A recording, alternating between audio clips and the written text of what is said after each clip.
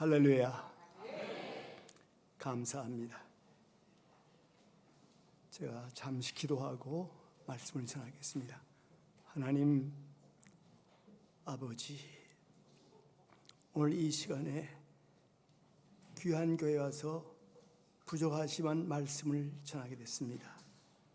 목사님이야 온 성도들이 부족한 종을 이렇게 따뜻하게 맞이해 주니 감사합니다. 주여, 이 시간 간구하고 나기는 이 교회와 주님이 항상 동행해 주시고 이 교회에 속한 양떼들, 목사님의 모든 성도들을 보호해 주시옵소서. 그리고 언제나 선한 길로 인도해 주시옵소서. 필요한 것은 넉넉하게 언제나 공급하여 주시옵소서. 그래서 이 지역에 힘차게 복음이 증거되어 아버지여, 예수를 믿고 구원받는 무리가 날마다 차고 넘치는 역사가 있게 하옵소서. 예수님의 이름으로 기도하옵나이다. 아멘. 오늘 귀한 목사님이 성기는 교회에 오셔서 말씀을 전하게 되어 너무나 감사합니다. 우리 목사님은 저에게는 그리스도에게 인도해 주신 인도자십니다. 전 예수를 믿지 않았는데 우리 목사님의 전도를 받고 교회에 나와서 학생 때 그 교회에서 자라서 목사가 된 사람입니다. 또 우리 목사님은 중고등부 시절에 성가 지휘를 하셨어요. 얼마나 잘하시는지. 그때 중학교 때인가 아마 할렐루야를 했던 것 같아요. 그 중학생들한테 열심히 가르치시더라고요. 잘 못하지만 온 교회 성도들에게 칭찬받았던 이 기억납니다. 음성이 워낙 좋으세요. 찬양도 잘하시고. 또 그뿐만이 아닙니다. 우리 목사님은 의리가 깊은 분입니다. 한번 약속하는 것은 반드시 지키려고 그러고 또 도와주려고 그러고 후배들을 꽤나 사랑하셔요. 그래서 제가 오늘도 잠시 말씀 나누는 중에 목사님, 제가 한평생 동안 잊지 못하는 몇 분 가운데 한 분이신데 제가 잊지 않고 날마다 새벽마다 이름을 불러가면서 기도하는 것이 목사님 이름 중에 한 분입니다. 그랬더니 고맙소 그래요. 오늘 여기 와서 보니까 이 성가 지휘하시는 분, 또 찬양대 살아있는 것 같아. 찬양대가 살아있어. 그래서 저는 무슨 생각하니, 이야, 하나님 되게 기쁘시겠다. 아버지가 얼마나 기뻐하실까. 이 성경에 보니까 서고치고 장고치고 수금을 대들면서 발을 굴리며 찬양하라 그랬거든요. 그 모습이 막 떠오르는 거예요. 아, 성령님이 강하게 역사하시는구나. 아마 이 자리에 참석하신 분은 그걸 다 느낄 거예요. 근데 제가 미국 촌놈이 돼가지고 와서 보니까 너무 굉장한 거예요. 야, 교회가 살아있구나. 제가 여기 참석하게 된 것만 저는 그저 감사합니다. 예, 오늘 본문에 보니까 바울 사도께서 빌립보 성도들에게 세 가지를 부탁하지요. 여러분, 항상 기뻐하십시오. 항상 기쁨으로 사세요. 또 한 가지는 항상 관용하며 사세요. 너그러운 마음으로, 넉넉한 마음으로 사십시오. 그 다음에 기도하십시오.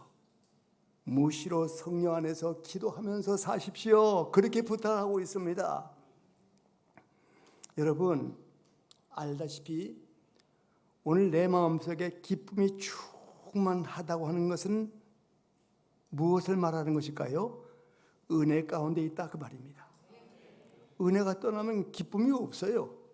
은혜가 충만하니까 기쁨이 터져나오는 겁니다. 여러분들 열심히 여러분들이 말씀 은혜 받고 기도로 은혜 받고 치료로 은혜 받고 은혜를 받으니까 막 그냥 찬양이 터져나오는 거죠. 그걸 제가 느껴요. 오늘 우리가 다른 사람을 위해서는 덕을 세워라 그러면 덕을 세워라. 그리고 하나님과 나의 관계에서는 기도하라고 이렇게 말합니다.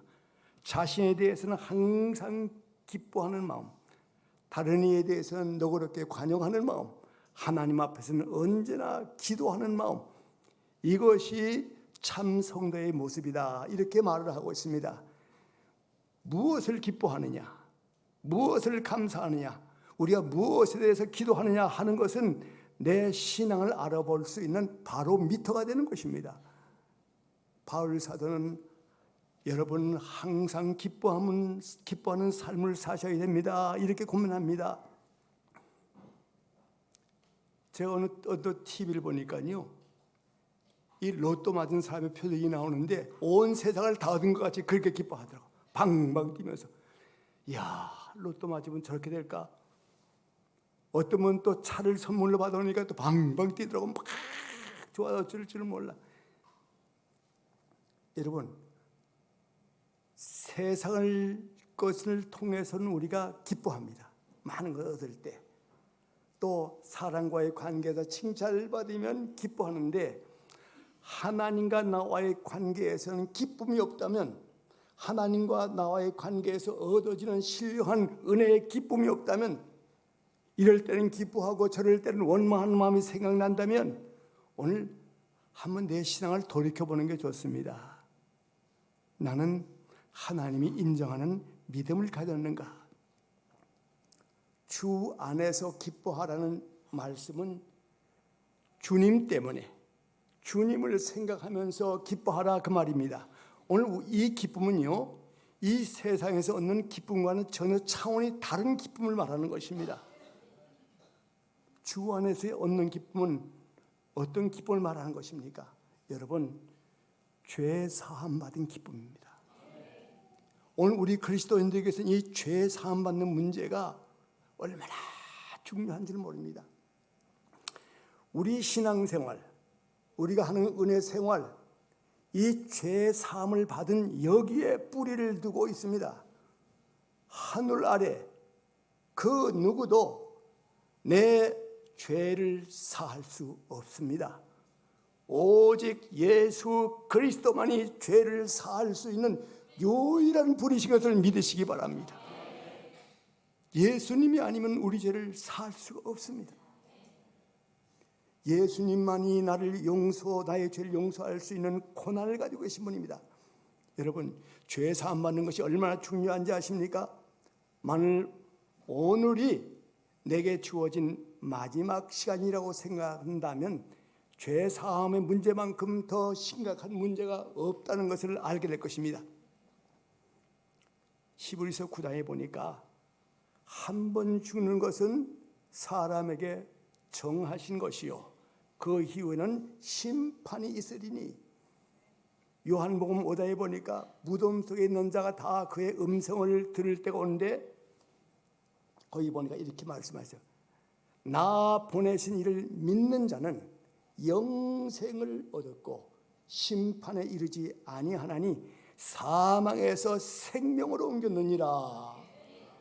여러분, 제 문제를 해결하면 사망에서 생명으로 옮겨지는 거예요. 죄 문제를 해결하지 못하면 사망에 머무르는 겁니다.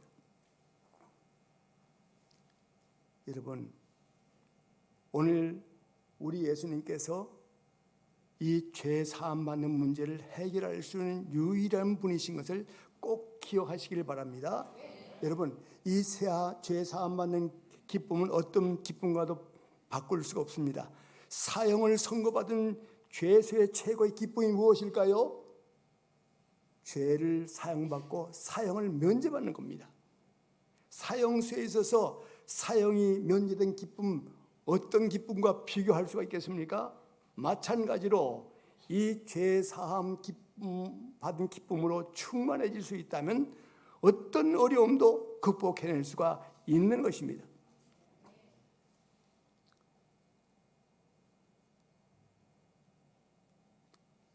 여기 또 바울 사도가 이런 말을 합니다. 관용해라. 관용하라고 이렇게 얘기를 합니다. 이 관용은 무엇입니까? 다른 사람에 대해서 너그러운 마음을 가지라는 것입니다. 옛 어른들이 그런 말씀하시죠. 자신에 대해서는 엄격하고 다른 이에 대해서는 너그러운 마음을 가지라 그럽니다. 오늘 우리가 그렇게 하고 있나요? 나에 대해서는 엄격하고 다른 사람에 대해서는 폭넓은 마음으로 끌어안습니까? 헬라 오늘 보니까 에피에이케이아라 그랬는데 그 뜻이 인내, 부드러움, 절제라고 이렇게 말하고 있습니다. 여러분, 인내를 몇 번까지 참아줘야 하나요? 인내는 참는 건데 베드로가 70번, 3번쯤, 7번쯤 용서해 줄까 했더니 예수님이 뭐라 했죠? 7번씩 70번이도 하라 그렇게 얘기를 했죠. 어떤 분이 저한테 뭐래요? 목사님은 어떻게 생각하세요? 그래. 성경에 보니까 예수님이 그렇게 말씀하신 것은 진짜 7번씩 70번이 아니고 그러면 77, 49, 490번만 용서하고 그 다음부터는 막대 든단 말인가? 절대 아닙니다, 여러분들. 끝까지 인내하라는 거예요. 끝까지. 주님 이 땅에 재림하신 날까지 인내하라는 거예요. 오늘 우리가 자녀를 가르칠 때에 다들 천재가 되라는 겁니다. 수재가 되라는 겁니다. 공부 잘하라는 겁니다. 그거 훌륭한 일이죠. 그런데 우리 예수님은 저희들에게 뭘 말하고 있을까요? 인내의 천재가 되라는 겁니다. 인내하는 데 천재가 되라. 잘 참아내는 거. 제가 그 후배 목사님들에게 말씀을 전할 때 그 얘기를 꼭 합니다. 여러분, 목회에서는요, 목사님이 참는 데 천재가 되지 않으면 목회 못합니다. 막 웃어요. 참기 어렵습니다. 그렇지만 그것을 잘 참고 견디면 모든 것이 합력하여 선을 이루게 됩니다. 반드시 선한 결과를 가져오니까 잘 참으세요. 제가 그렇게 말씀을 드립니다. 이 성경에 보니까 우리가 다윗이 얼마나 너그러운 사람인지 알 수 있습니다. 다윗의 모사 가운데 아히도벨이라고 하는 모사가 한 분 계세요. 근데 그 사람이 다윗의 아들과 더불어 많이 맞았어요. 그래가지고 다윗을 배신합니다. 그러니까 얼마나 화가 나겠어요. 자신의 가장 가까운 모사 가운데 한 사람인 아히도벨이. 북한에서는 뭐 7쪽을 멸한다고 하잖아요. 이거 뭐 지금 자신을 해하려고 하는데 압살롬한테 붙어가지고 자신을 해치려고 하는 그 다윗이 얼마나 화가 나겠어요. 근데 이 다윗이 훌륭한 것이 뭡니까? 그의 아들 엘리암이 있어요. 엘리암. 아히도벨의 아들 엘리암입니다. 그를 등용해서 아주 중요한 직에 맡깁니다. 그 사람 충성하겠습니까? 충성 안 하겠습니까? 충성합니다. 오늘 우리가 주위에서 저 사람은 좀 부족하다, 저 사람은 좀 날카롭다, 아유 저런 사람이 중요직에 이르러서는 안 된다, 우리가 그런 말을 참 삼가해야 돼요. 그런 분을 위해서 기도하고 그런 분을 온 교회에 등용한다면 죽도록 충성하게 되어 있습니다. 우리가 자녀를 가르칠 때 잘못하면 책망도 하고 벌도 주고 그럽니다. 여러분, 만일 우리가 자녀가 잘못한 대로 매일 야단치고 벌 준다면 한평생 매 맞고 벌 주다 끝나는 거예요. 절대 그렇게 하면 안 됩니다. 제가 한 가지 내가 간증 아닌 간증인데, 제 아들이, 큰아들이 이제 42살입니다. 큰아들이. 근데 얘가 국민학교 4학년인지 5학년인지 뭘 크게 잘못했어.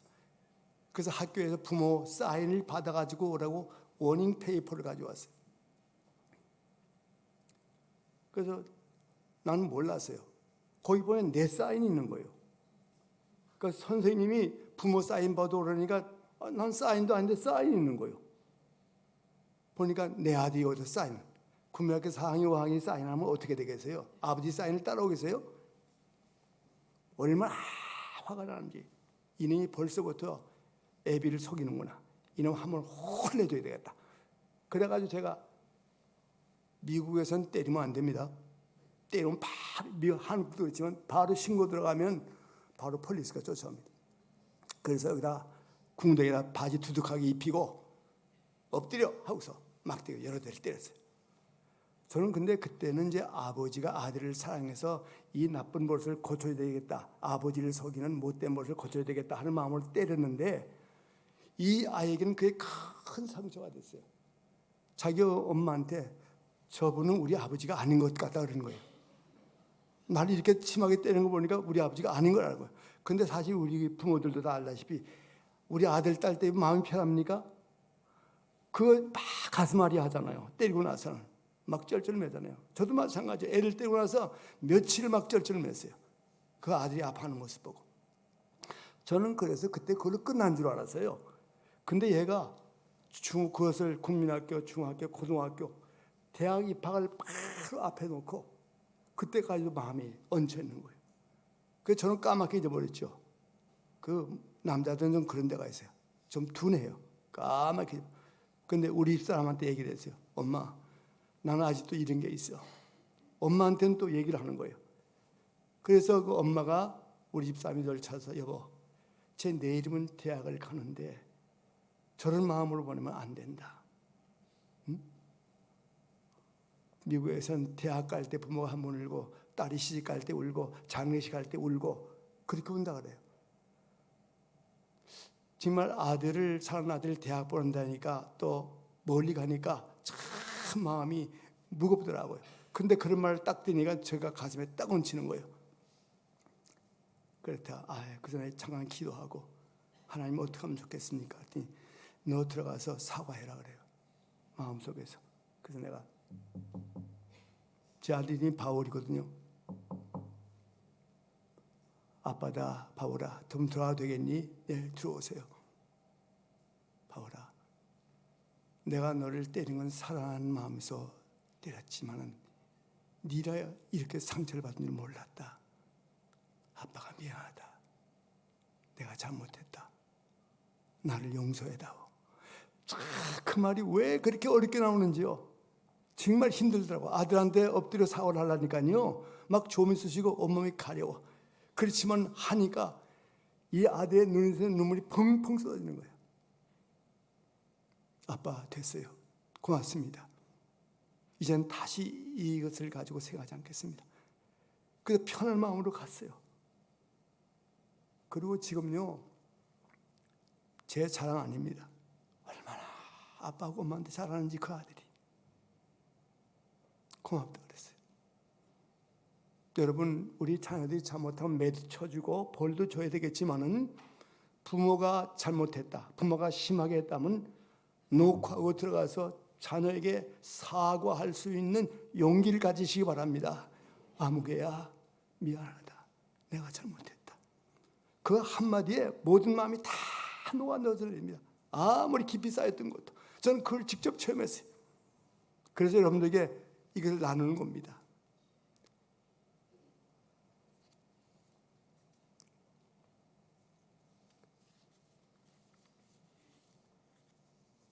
여기 보니까 항상 기뻐하라는 말을 하고 관용하라는 말을 하고 그 다음에 무슨 얘기가 나오는 거 아니? 기도하라 그럽니다. 기도하라. 무시로 성령 안에서 기도하라. 기도하라고 말씀합니다. 여러분 기도 쉬면 안 돼요. 절대 안 됩니다. 여러분 잠자리에서 제일 먼저 일어나면 무엇 하십니까? 제일 먼저 뭐 하세요? 찬물 냉수를 벌컥벌컥 마신다든지 두 손을 펴고 기지개를 한다든지 하여튼 뭔가 하지 않겠어요? 전 여러분에게 꼭 부탁드립니다. 기도는요 일어나면서부터 시작됩니다. 물론 자면서도 기도하지만은 일어나면서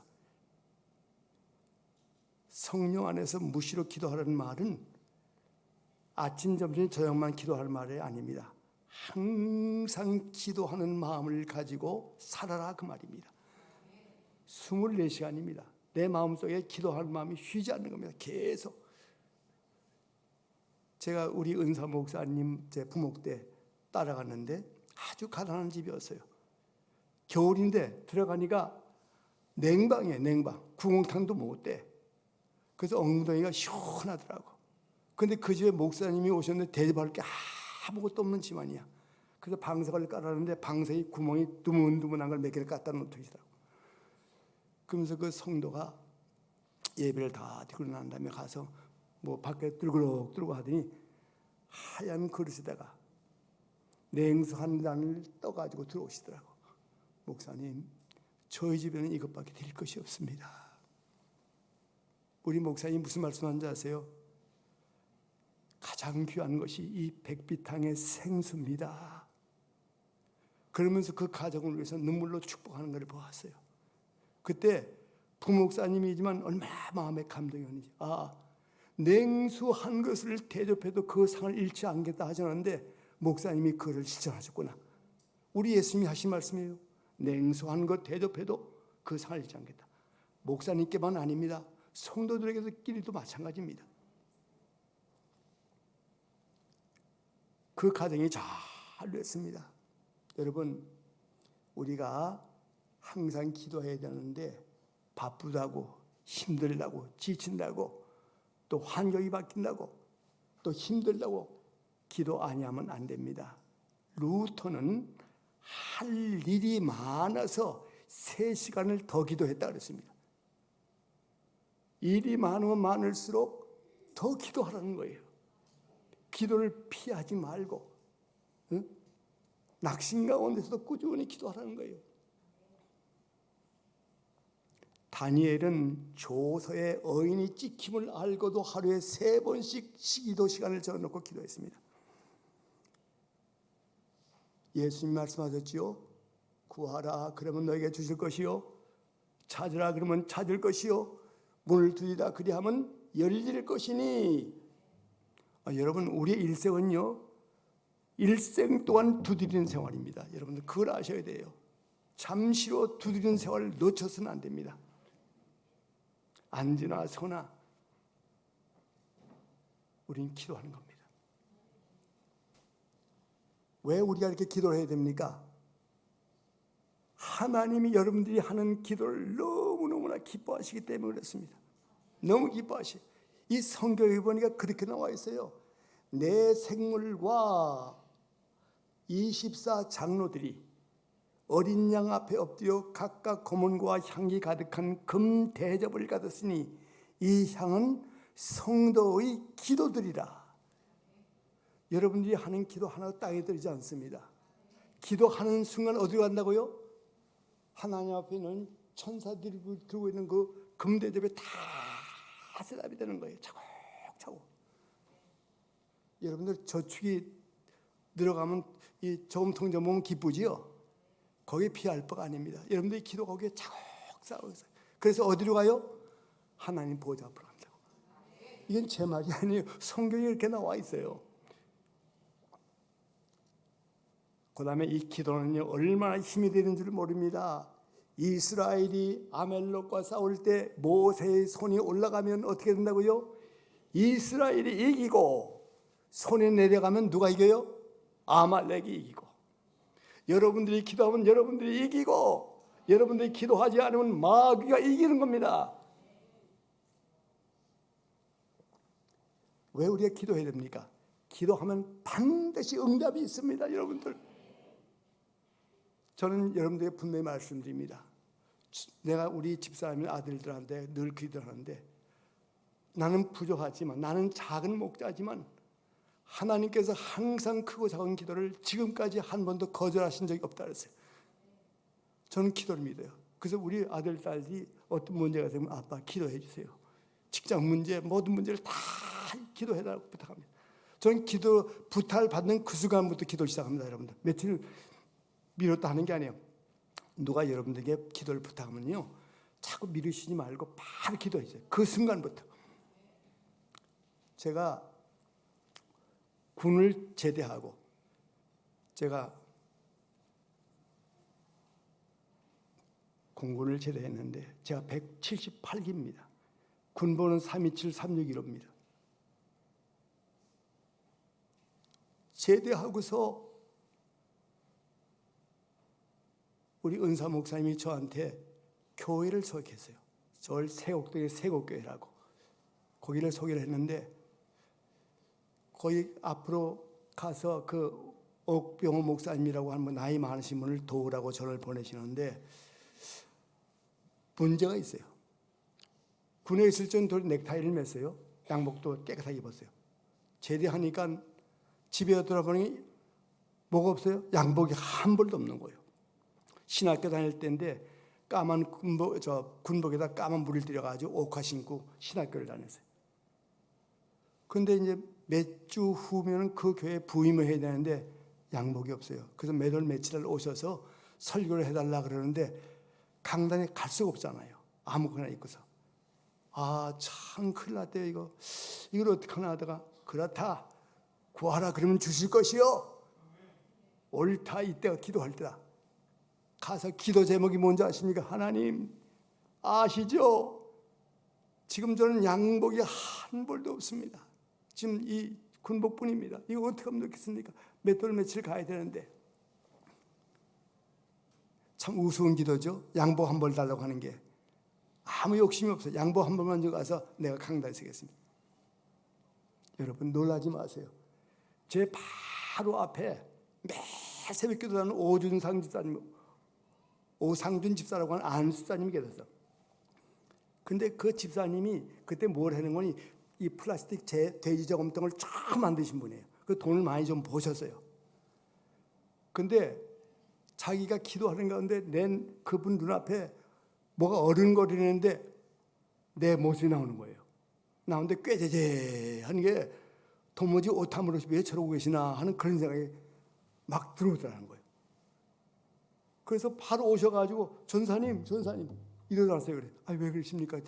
저 가실 데가 있습니다. 그래. 아니 어딜 가요? 아니 타시라고. 그분은 그때 이제 찝을 가지고 그때 그 옛날 찝을 가지고 있었어. 타시라고. 그들이 쭉 가시더니 그 동네 우리 장로님이 하시는 미조사라고 있었어요. 거기 가더니 단번에 그때 양복을 주는 거예요. 저는 그때 너무 놀랐어요. 충격을 받아서. 이야, 하나님은 양복 하나 달라도 주시는구나. 저는 그때 그 처음 알았어. 여러분들이 기도 가운데 기도하면서 저는 그때 의심이 없었어요. 그냥 순진하게, 순수하게. 오늘 제가 응답받은 내용을 여러분들에게 많이 쉬하고 있지만 시간상 다 못하는 거예요. 저는 그때 큰 은혜를 받았어요. 아, 하나님은 이렇게 세밀하게 관찰하시는구나. 그랬더니 갔더니 뭐 양보만 해주는 게 아니야. 그 자리에 가서 신발까지 다 맞춰서 그 교회 가서 설교했던 기억이 지금도 뚜렷합니다. 내가 이 말씀하는 것은 저한테 뭘 하는 게 아닙니다. 저는 이제 그 차원은 지났어요. 여러분들이 기도할 때 크고 작은 기도, 자녀를 위해서, 남편을 위해서, 아내를 위해서, 혹은 교회를 위해서 할 때에 순수한 마음으로 하세요. 하시면 반드시 응답이 있습니다. 응답하면서 뭘 얻어요? 힘을 얻는 거예요. 이야, 하나님이 나와 함께 하시는구나. 내 기도는 무엇인지 들었구나. 근데 기도가 조금 늦어질 때가 있어요. 근데 그 늦어지는 것도 은혜예요. 왜? 늦게 줘야 그 사람에게 유익하기 때문에 늦게 주시는 거예요. 그러니까 그걸 절대 의심하면 안 되십니다. 그렇기 때문에 이 기도는 남을 돕는 최고의 선물입니다. 최고의 선물. 오늘 우리가 남을 돕는다고 했을 적에 금전적, 경제적인 것으로만 돕는 것이 돕는 줄 아는데 그거 아닙니다. 여러분 기도가 쉽습니까? 어렵습니까? 어려워요. 저는 우리 교회 섬길 때 교인들이 기도해달라고 하면 목사님 저희 집에 이런 문제가 있으면 기도해달라고 하면 좀 마음이 무겁지만은 또 기도해달라고 부탁하니까 고맙지만은 알겠습니다. 기도하는데 그분 이름을 불러가면서 계속 기도하는 게 쉽지 않았어요. 근데 기도하면 기도하는 나 자신도 은혜 받고 또 본인에게도 유익하더라고요. 기도가 목사님 기도대로 응답이 됐습니다. 감사합니다. 하나님은 그런 하나님이세요. 여러분들 절대 공짜가 없어요. 기도하면 기도한 대로 응답받을 줄 믿습니다. 그래서 바울 사도가 이런 말을 합니다. 너희가 염려에 붙들려 있는 한 은혜 생활 못한다. 여러분들 우리가 염려에 붙잡혀 있으면 감사가 없어요. 절대 감사 안 합니다. 우리가 하나님을 먼저 생각하고 하나님께 받을 바를 생각하면 저절로 감사가 나와요. 하나님 감사합니다. 오늘 우리가 받은 바 은혜를 생각하면서 감사하면서 하는 기도가 가장 능력이 많다고 저는 그렇게 생각을 하고 있습니다. 예수님이 나사로를 살리실 때 무덤 앞에 가서 어떻게 했지요? 그냥 나사로야 나오너라 그랬습니까? 아닙니다. 제일 먼저 뭐가 됐습니까? 아버지요, 내 말을 들으신 것을 감사합니다. 그렇게 됐죠. 아버지요. 여러분들 하나님 부르실 때 어떻게 불러요? 그냥 하나님 감사합니다 이렇게 합니까? 아니지요. 하나님 아버지, 아버지 하나님. 저는 지금도요, 아버지 하면 눈물이 나요. 야, 온 천지를 창조하시고 외아들 독생자를 나를 위해 십자가에 내어주신 그 하나님, 화목제에 내어주신 그 하나님, 그분이 내 아버지시라니. 기도할 때마다 다 주신 하나님, 그분이 내 아버지시. 너무나 감사합니다. 여러분 한번 해보세요. 아버지. 교회에 와서 앞자리에 엎드려서 새벽 기도하기 전에 한번 아버지, 내가 왔습니다. 그 말 떨어지는 순간 벌써 성령의 역사가 시작해요. 성령의 역사한다는 건 뭐지요? 기도가 하늘나라의 천사의 금대접에 올라간다 그 얘기입니다.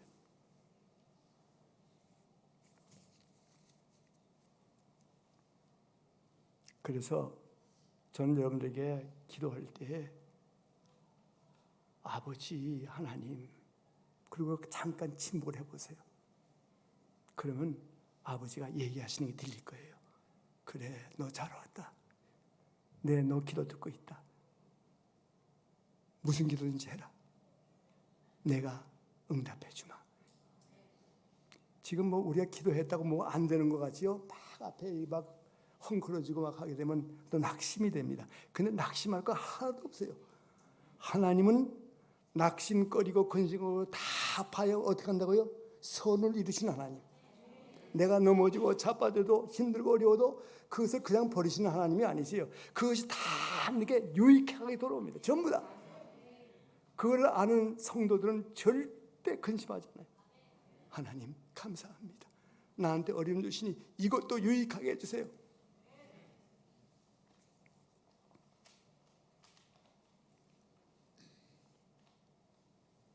그 다음에 뭐라고 말씀하십니까? 또 모든 지각에 뛰어난 하나님의 평강이 그리스도 예수 안에서 너희 마음과 생각을 지키시리라. 하나님의 평강이 우리를 감싸 안을 때 우리 마음속에 불안, 근심, 걱정은 다 떠나갑니다. 여러분, 마음이 편안하다고 하는 것이 얼마나 큰 축복인지 아십니까? 마음이 불안하면요, 아무것도 못해요. 할 수가 없어요. 마음이 편안하면 무엇이든지 할 수 있어요. 그건 누가 주신다고요? 예수님이 주시는 거예요. 그렇기 때문에 오늘 저희는요, 감사하는 마음을 갖게 됐습니다. 마음이 편안한 하나님의 평강이 내게 덮으면 슬픈 일도 기쁘고 고통을 당해도 찬송하고 기도하게 됩니다. 그런데 하나님의 평강이 내게서 떠나면 하는 일마다 걱정합니다. 그러나 하나님의 평강이 내 마음을 감싸 안을 때 근심 걱정 물러가고 마음이 편안히 있고 우리는 감사한 마음을 갖게 되고 은혜 생활을 하게 되고 약속의 말씀 속으로 인도하고 우리를 온전한 믿음으로 인도하십니다. 여러분, 믿음 생활할 때 대충 하시면 안 돼요. 여러분 기도할 때 하나님, 이제는 내 믿음이 건강한 믿음, 견고한 믿음, 이제는 좀 온전한 믿음의 세계로 나가게 해주세요. 그 기도가 응답이 될까 안 될까요? 그 기도는 하나님의 뜻에 맞는 기도입니다. 그렇기 때문에 응답이 오는 거예요.